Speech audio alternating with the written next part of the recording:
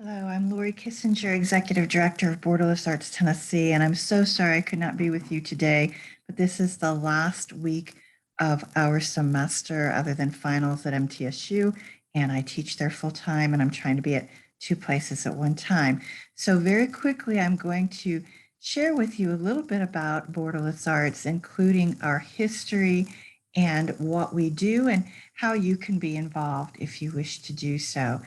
So first of all, Borderless Arts was originally called VSA Arts Tennessee or Very Special Arts. It was part of an international affiliate that was created by Jean Kennedy Smith, sister of former President John F. Kennedy. She created that organization in 1974, and our organization was created in 2001. The organization, the VSA International Organization, was consumed by the John F. Kennedy Center in 2010 and became a program of their education department. And then in 2017, the John F. Kennedy Center decided to disband the affiliate structure. The affiliate structure included organizations from every state and several foreign countries, but they decided to disband that, but they do still continue to offer some contracts, and we do work with them with the Young Soloist program. They also stated that those who wish to continue the VSA in their name needed to spend $5,000 a year, which we felt we could spend in a better manner. So we changed our name to Borderless Arts Tennessee. We are doing the same projects as we've always done. We work with people of all disabilities, of all ages, and all art forms across the state of Tennessee. So our programs include a weekly dance program, which is free of charge.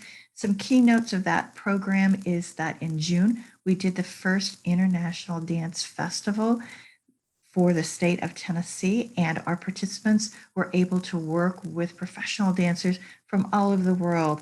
People were beaming in from Greece and from Egypt and from Latin America. It was a wonderful experience, and something that's coming up is that our group has been asked to perform at Disney World in June of 2022, and we will be the first group of dancers where the entire group is comprised just of young adults with disabilities.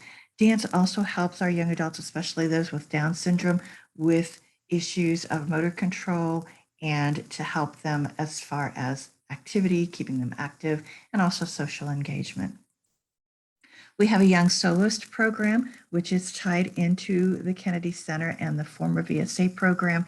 This is a competition of young adults in instrumental or vocal music, and the winner then performs at the John F. Kennedy Center and wins scholarships. This was our winner from last year. Some keynotes is that we did have a winner that won the international, and that is Elliot McLean that you see sitting at the piano. And another keynote is that in May, our competition will be held at the Grand Ole Opry House. We have had our young soloists perform at all of the major venues except the Grand Ole Opry House. This will be our final getting into the big venues. The young soloists also get the opportunity for professional mentoring, recording studio time, and performance opportunities throughout the year. One of our participants' mothers once had said to me that her siblings always were calling her about the achievements of her nieces and nephews, which she was glad to hear, and she was happy that they were having these achievements. But she said she always felt badly because her child, she never had anything to really brag on her child until her child got to perform at the Ryman. And she said, "You don't know what joy it gave me to contact my siblings and say, guess what my son is getting ready to do." The Young Soloist program also has been a segue for many of our young musicians to go into the professional career. Elliot used it as a stepping stone to build his resume. He got into Belmont School of Music, then he went on and got a graduate degree there. So they use it in a variety of ways to help them both in furthering their education and in their professional endeavors. We also have a guitar and dulcimer choir. These are weekly free music opportunities, and then they perform out in the community in various segments.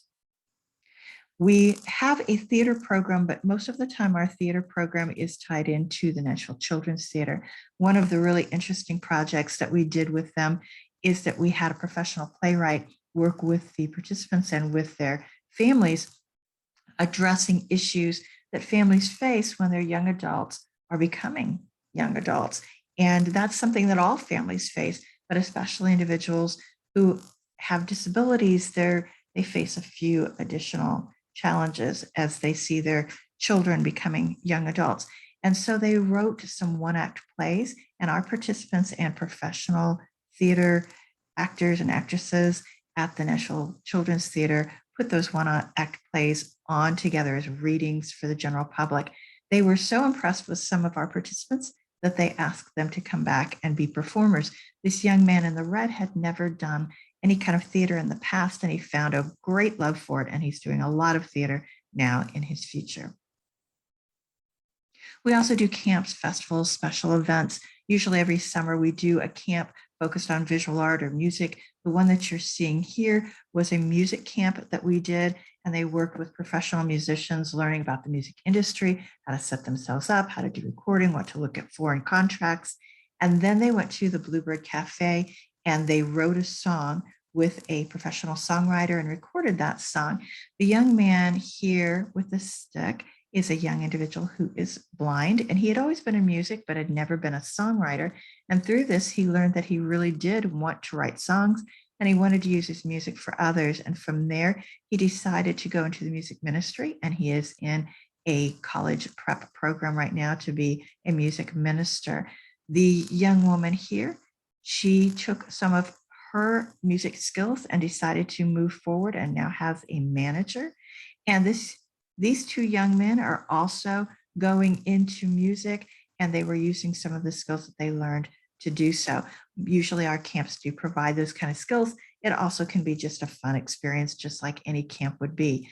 We do have festivals every year. One of our big festivals is the International Day of Persons with Disabilities, which is tied into a United Nations event, which happens on December 3rd. We do a variety of special events. The one that you're seeing here, the young adults took some what were rather rundown and ugly walls at a children's playground in Hendersonville, Tennessee, and created these lovely mosaics, and they updated the walls, and now there's these wonderful murals that are made out of mosaics in that park.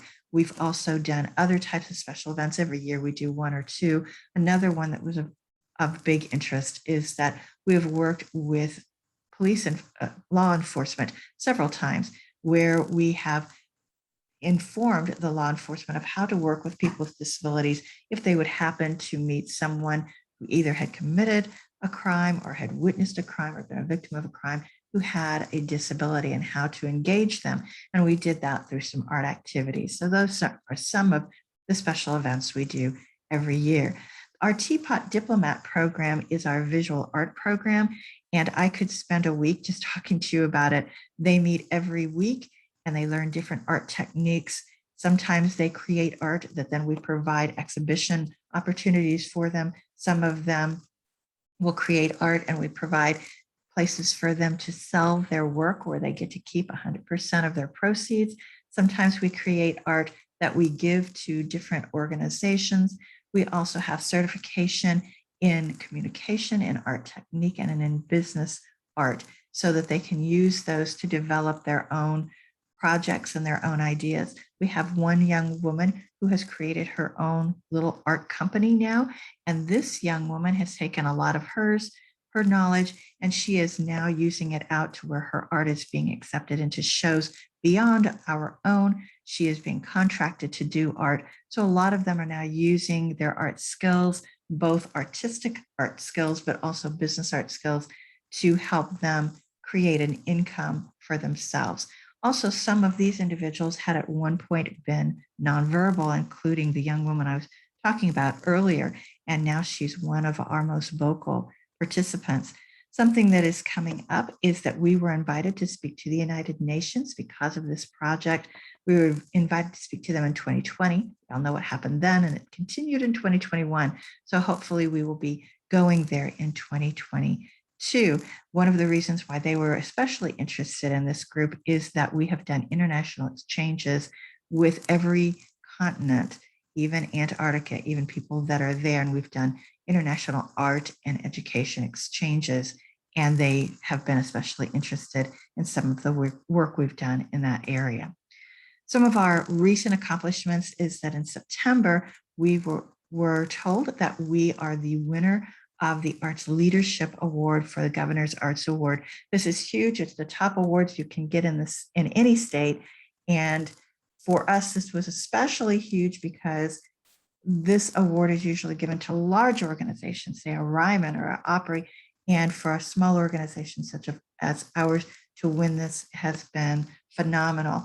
The awards were supposed to be presented in November. Once again, COVID has pushed that off, so we should be receiving that next year. Also, we were asked to create art that will be on an astronaut spacesuit for a project called Beyond. That is being completed yet this November. They are going to be showing that piece of art and that astronaut spacesuit in Norway, I believe at the end of November, and then we will be able to see it after that. What we decided to do is then take our art and put it on a replica. We made a little stand-up astronaut that we gave and gifted to the Adventure Science Center, and kids can put their face back here and get a picture as if they're the astronaut. And then we put all of our art on this spacesuit, just like it will be put on the astronaut spacesuit. So that was at the Adventure Science Center for the entire summer. I believe that they just recently took that down. We also had art that was accepted this year into the Tomato Arts Festival. This is created out of all recycled items and bottle caps. We also created a piece of art that was gifted to the Nashville Sounds, and we gave it to them at one of their games. We've also had art accepted by the Nashville Predators and also by the Nashville Zoo, just to name a few. This is something that happened back in 2018, but I will forever remember this, so I have to bring it up. We represented the United States at an international forum in Egypt. There were 31 countries, and we were the only Western country there. And I will never forget when we were at the University of Cairo and our participants were getting ready to perform, they dropped the American flag and said, "Now representing the United States of America." And there were over 5,000 people in that audience. That was a moment I will never forget. Our participants, our visual artists, had made these costumes earlier, connecting in with an event that was happening at the Frist Center in Nashville for the Nick Cave exhibit. And then our dancers danced in those costumes, and Egypt asked us to come over and share all of that with them, which we did. We also have a piece of art in the U.S.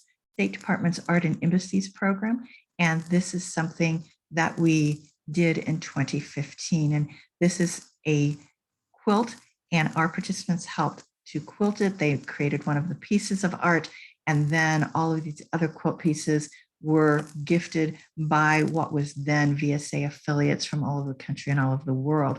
And we gave that to Jean Kennedy Smith at the US Capitol, and it was then gifted into the Art and Embassies program, which it now will be going around to art embassies or around to US embassies throughout the world forever. Currently, we are doing a horse heritage project, which is looking at the horse heritage of Sumner County, Tennessee. And we are creating two pieces of art. One will be staying in Sumner County, Tennessee at a historic Comer barn. And the other piece of art is going to the U.S. Bureau of Land Management for the 50th anniversary of the Wild Horse and Burro Act. A photograph of each of these will be made into posters, and those will be gifted as part of an international exchange with the Tom Rohaven project that is done in South Africa with horses and individuals with disabilities. So how you can be involved, we do have an event called Painting with a Twist, as you're probably aware of Painting with a Twist, but this is also Painting with a Purpose. It is on December 9th via Zoom at 7 p.m. And you can paint with our participants. This is what we will be making. And Painting with a Twist is going to be donating half of all of the proceeds back to our organization for all of these projects that we do, which are free to our participants. So if you're interested in painting with us, please let me know, and I will tell you how to sign up for that. Also, we have a project called Water Warriors, It will be taking place on April 9th at Memorial Park in Hendersonville, Tennessee. This project is where our participants work in groups with an environmental partner and a professional artist, and they create a piece of art with a water conservation theme.